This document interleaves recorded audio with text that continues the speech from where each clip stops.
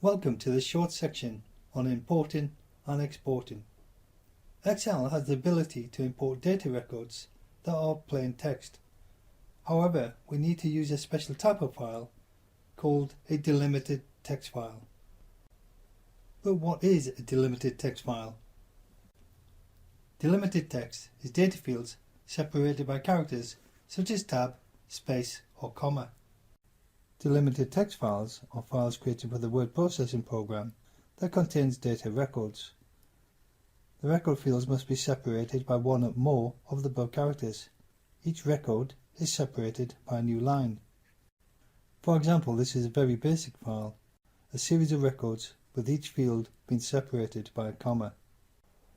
Now that we know the terminology, let's go to Excel.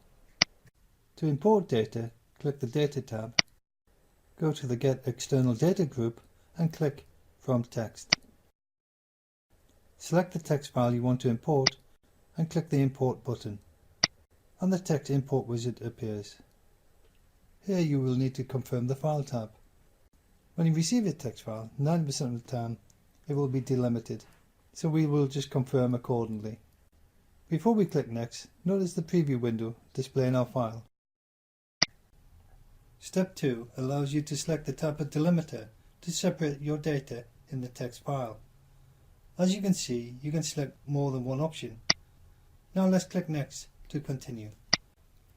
In step 3, you can specify the data format for each of the columns. For example, you can click on the first column and select text, or you could just leave it as general. Once you're happy with all columns, click Finish. And now select where you want to place the data and click OK to import. Now let's look at how to export data from Excel into Word. To export Excel data into Word, then a simple option would be to copy and paste the data.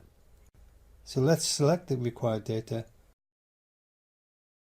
and click the Copy button.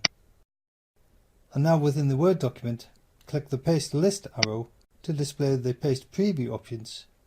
Select your preference to paste in the data.